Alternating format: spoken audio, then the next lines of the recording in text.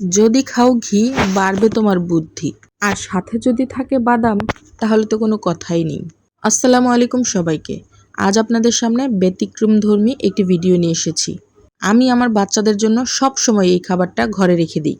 অনেক পুষ্টিগুণে ভরপুর, সকল প্রকার ড্রাই ফ্রুটস দিয়ে এই খাবারটা তৈরি। এটা আমি আমার বাচ্চাদেরকে চকলেট বলে বুঝিয়ে দিই এবং তারা এই চকলেটটা খেতে খুবই পছন্দ করে। এখানে আমি সব ধরনের বাদাম নিয়েছি। কাঠবাদাম, কাজু বাদাম, চীনা বাদাম, পেস্তা বাদাম, আমাদের দেশি বাদাম, কিশমিশ, খেজুর। আর এখানে যে ঘিটা দেখতে পাচ্ছেন, এটা হচ্ছে আমাদের নিজস্ব খামারের খাঁটি ঘি।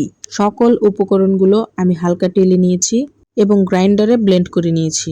আর খেজুরটা আমি অনেকক্ষণ ভিজিয়ে রেখেছিলাম, ভালোভাবে পরিষ্কার করে তারপর এর সাথে মিক্স করে নিয়েছি। সাথে অনেকগুলো কিশমিশ দিয়ে দিয়েছি এবং ভালোভাবে চটকে এটাকে ছোট ছোট আকারে বল করে নেব। এখানে আমি প্রায় অনেকটা পরিমাণ ঘি ব্যবহার করেছি, আর আমি হাতে সামান্য পরিমাণ ঘি মেখে নিয়েছি যাতে এগুলো আমার হাতে আটকে না যায়, ভালোভাবে এটার একটা শেপ দিতে পারি। ছোট থেকেই যদি আমাদের বাচ্চাদের আমরা ঘি খাওয়ার অভ্যাস করি তাহলে তাদের ব্রেনের বিকাশটা তেমনভাবেই গড়ে উঠবে। বাচ্চাদের ব্রেনের বিকাশে ঘির কোনো তুলনা নেই। আর এর সাথে বাদাম হলে তো কোনো কথাই নেই। বাদামেও প্রচুর পরিমাণে পুষ্টি রয়েছে, যা বাচ্চাদের ব্রেনের জন্য খুবই ভালো। আস্তে আস্তে সবগুলো আমি লাড্ডুর আকারে বানিয়ে নিয়েছি এবং আমি এই কাচের জারটাতে অনেক দিন পর্যন্ত সংরক্ষণ করে রাখতে পারবো।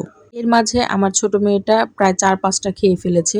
তার এত ভালো লাগে এই চকলেট বলগুলো।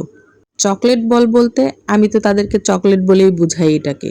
আমার বড় মেয়েটাকে ঘি খাওয়ানোটা একটু ঝামেলাই বটে, কিন্তু বাদাম তার খুবই প্রিয়। যে কোনো ধরনের বাদাম সে অনায়াসে অনেকগুলো খেয়ে ফেলতে পারে।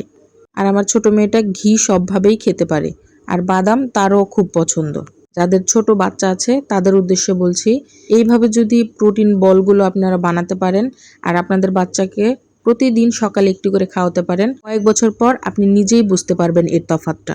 আল্লাহ হাফেজ।